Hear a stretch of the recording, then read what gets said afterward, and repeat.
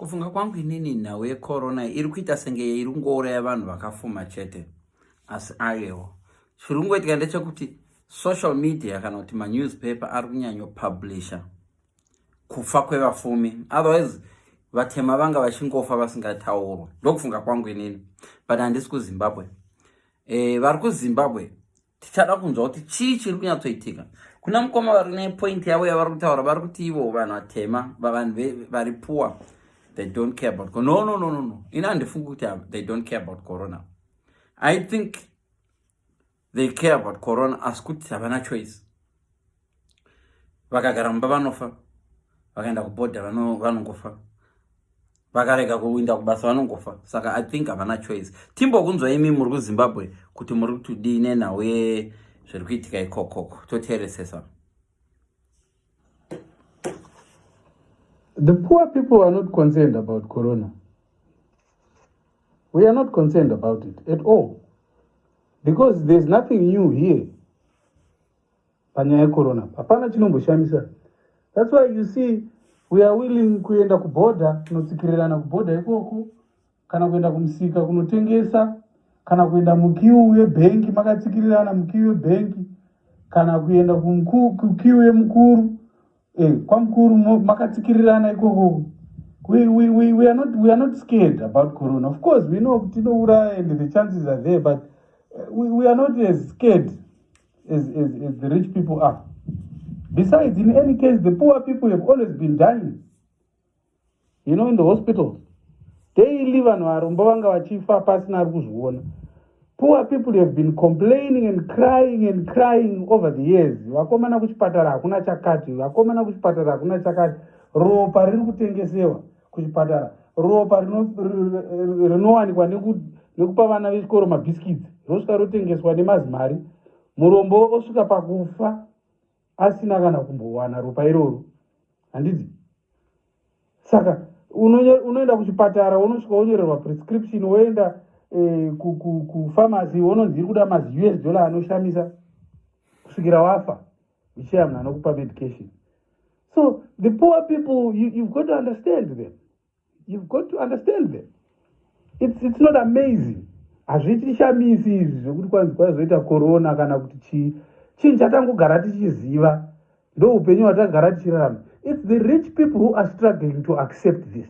It's the rich people who are having a problem with this new disease. Because you know what? This disease does not respect whether une mari kana hauna mari. The rich people vanga vajaira kuti panonzi parudiwa oxygen, ivo vakanoishaya kuchipatara vanonoitenga kwa private. Vanga vajaira kuti vakaenda kufamasi vanonosvika vachinotenga zvavanoda $US. Murombo achitadza. Handiti? Vanga vajaira kuti ukanzi kuchipatara kwakazara vanoenda kwa private. Unonzwa vaenda kuma avenues, vaenda kuchii, vana private doctor, vana specialist. Hatizvizive isu varombo all these things. Tangojaira kuti ukaenda kuchipatara most likely uchauya uchingofa, wovigwa pasina kana anozviziva. Iko zvino munhu arikuti akafa oiswa paTwitter, neurombo ningafa, neurombo ningafa, my condolences ningiwafa. Imi varombo vari kufa muzvipatara umu daily from basic sickness. Munhu anofa from kutadza kubara zvakanaka mwana necesarean ofa. Handiti? Vanhu vanofa neheadache, headache kusvikira munhu afa. Handiti? Vanhu vanofa simple sicknesses. Poor people have been dying out of it. Munhu anodaidzirwa ambulance kusvikira youya zvayo kuda 4 hours 5 hours later munhu afa kudhara. Nekuti ivo vajaira kuti kana pakanzi ninge yarwara anotodaidzirwa kana taxi kana mota dzakazara muyadhi mwanotorwa nemota vamhanya vaenda naye. Saka varombo hazvitombovavhundutsa zviri kuitika izvi. Don't be surprised ndiona varombo vachizara kumabhodha vachizara kumabhengi. They don't have a choice. It's a life yavatojaira. To them it means nothing. And whether you are quarantined or not quarantined, you are in lockdown, you are not, kuvarombo it's same fanana. Saka vanhu vari kutovhunduka zvikuru, vari kutokwata, vari kutopanika apa. It's the rich people. Because suddenly their money cannot help them. Do you think mbuya vekudotito kana kuti kupi kulala pansi kana kuti kunkai kana kuti kubhinga uko she will ever have access to a ventilator? Come on, let's be serious. Kutofarawo shuwa kuti hanzi nyika yangu iri kuproduce maventilator, saka pamwe neniwo ndichawana ventilator. Please. tazvijaira izvi. Dai mangotisiya hedu tararama. This quarantine is actually for the sake of the rich people. Vanhu vari rich ndo vari kutotya kuti isusu varombo tichavadirira chirwere. So they are doing it to prevent the sickness from hitting them. Otherwise, they are meeting. The rich people are meeting in their own private forums. Vari kutosangana. Isusu varombo ndisito takangovharirwa kudzimba. That's why it's chinzi essential services. Can open essential services. And essential service is something that is essential to me. Kuti ndirarame. That is an essential service. Kana ndichitengesa madomasi kuti ndirarame, it's essential for me. It's an essential service. It's essential for me to keep my life going on. So let's not be confused about this whole thing. It's the rich people who are trying. The interest of all this is for the rich people. Saka tichagara hedu ku-lockdown, tichagara hedu kudzimba ikoko. But at the end of the day, don't be deceived. This is for the rich people. It's the rich people who are in panic mode. It's the rich people who are experiencing a life which they've never experienced. It's the rich people who are wondering kuti mari yangu rutadza kushanda apa sei. Saka zviri nani tisasangana nevarombo vanotidirira chirwere.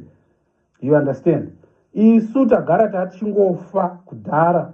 Tagara tichingotambura, tichingoshayiwa kuenda kuchipatara. It was the same. Hatitombooni musiyano uripo between corona.